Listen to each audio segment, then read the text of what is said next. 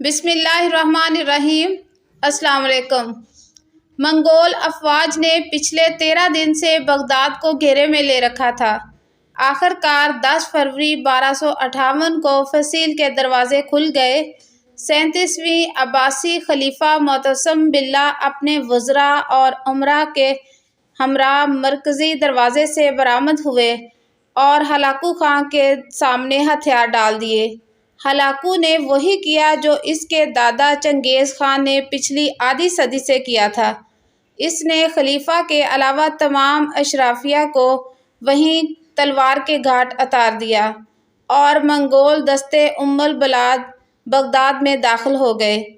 اس کے اگلے چند دن تک جو ہوا اس کا کچھ اندازہ مورخ عبداللہ وصاف شرازی کے الفاظ سے لگایا جا سکتا ہے۔ وہ شہر میں بھوکے گدھوں کی طرح پھیل گئے، اس طرح جیسے غضبناک بھیڑیے بھیڑوں پر ہلا بول دیتے ہیں۔ بستر اور تکیے چاقوؤں سے پھاڑ دیے گئے۔ حرم کی عورتیں گلیوں میں گھسیٹی گئیں اور ان میں سے ہر ایک